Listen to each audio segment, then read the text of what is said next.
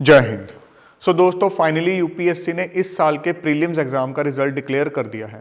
पहले एक्सपेक्टेड था कि 9 जून तक रिजल्ट आ जाएगा, बट किसी कारण की वजह से रिजल्ट थोड़ा डिले हो गया है। बट अब आप लोगों के लिए चीज़ें क्लियर हो गई होंगी। सबसे पहले तो जिन कैंडिडेट्स का ये एग्ज़ाम क्लियर हुआ है उनको मेरी तरफ से मैनी मैनी कॉन्ग्रेचुलेशंस। अब अगले जो 60-70 दिन हैं वो आपके लिए बहुत क्रिटिकल हैं।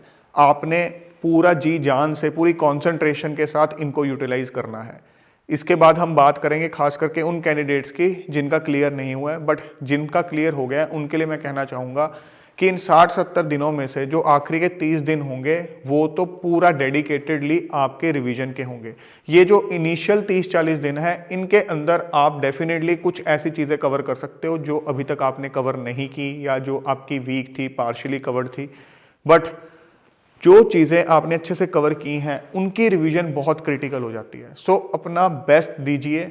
आपको एक बहुत अच्छी अपॉर्चुनिटी मिली है। बहुत से कैंडिडेट्स ऐसे होते हैं, डिजर्विंग कैंडिडेट्स, जिनका मेंस बहुत अच्छे से प्रिपेयर्ड होता है, उनकी तैयारी बहुत अच्छी होती है, बट प्रीलिम्स में ही बाहर हो जाते हैं।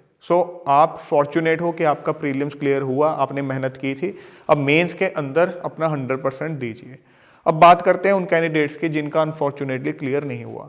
अब इनमें से भी दो कैटेगरी हैं। एक तो वो हैं जिनको पता था कि हमारा क्लियर नहीं होगा, या तो उनकी तैयारी ही अच्छी नहीं थी या पेपर वाले दिन वो अपना एक बेस्ट नहीं दे पाए, मार्क्स लगाए तो बहुत ही कम बन रहे थे, पता था कि कट ऑफ के तो आसपास भी नहीं आएंगे। और कुछ ऐसे कैंडिडेट्स थे जिनके बहुत अच्छे बन रहे थे, तो उनके लिए भी ये जो रिजल्ट था कोई सस्पेंस वाली चीज़ नहीं थी, उनको पता था उनका क्लियर हो जाएगा। इशू था ऐसे कैंडिडेट्स के लिए जिनके अलग अलग आंसर कीज के हिसाब से जो मार्क्स थे वो 70 to 90 के आसपास की रेंज के कहीं बन रहे थे। ऐसे कैंडिडेट सस्पेंस में होते हैं कि मेरा एग्जाम क्लियर होगा या नहीं होगा। ऐसे कैंडिडेट्स में से बहुत से कैंडिडेट्स का आज दिल टूटा होगा। कुछ के लिए बहुत एक अच्छा दिन भी होगा कि अनएक्सपेक्टेडली उनका क्लियर हो गया। अब जिन कैंडिडेट्स का क्लियर नहीं हुआ है उनको रुक के थोड़े अपने पहले तो इमोशंस को संभालना होगा। सबसे पहले तो ये समझना होगा कि UPSC is not the end of the world. बहुत से स्टूडेंट्स बहुत ज़्यादा डिप्रेस हो जाते हैं, अपने दिमाग पे बहुत ज़्यादा ले लेते हैं कि पता नहीं मैं ज़िंदगी की जंग हार गया हूँ। प्लीज़ ऐसा कुछ भी मत सोचना। ये एक जस्ट ऑप्शन है आपकी लाइफ की, एक करियर ऑप्शन है। हो गया तो ठीक है, नहीं तो दुनिया इससे बहुत आगे है। इसको एंड ऑफ द वर्ल्ड मत माना करो और अपने आप को बिल्कुल ये मत समझा करो ये नहीं हुआ तो मैं किसी लायक नहीं हूँ। ठीक है, तो सबसे पहले तो ये चीज़, अपने माइंड को बिल्कुल स्टेबल रखना, इमोशंस को बिल्कुल स्टेबल रखना। ये जो इमोशंस अभी आपके ऊपर हावी हो रहे हैं इनको हावी नहीं होने देना है।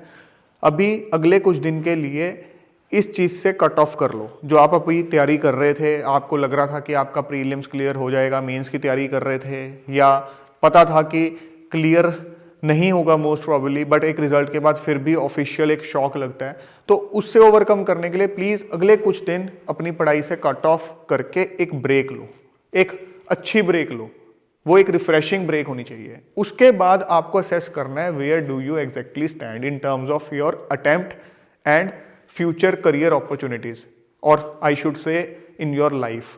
ठीक है, आपको ये देखना है कि मेरे कितने अटेम्प्ट हो गए। अगर पहला ही अटेम्प्ट था तो कोई बात नहीं, आपको पता है कि डेफिनेटली कहीं ना कहीं बहुत बड़ी कुछ कमियां होंगी, उनको आपको असेस करना होगा कि मैं कितने मार्क्स से रह गया। क्या मैं सी सेट की वजह से रह गया? बहुत से कैंडिडेट्स ऐसे होते हैं कि हाँ जीएस में अच्छे बन रहे थे, बट सी सेट में आपके बॉर्डर पे मार्क्स बन रहे थे, तो आपको पता नहीं था होगा या नहीं होगा, बट अब नहीं हुआ तो यू आर डिसअपॉइंटेड। तो सी सेट में कमी है या जीएस के अंदर कमी है?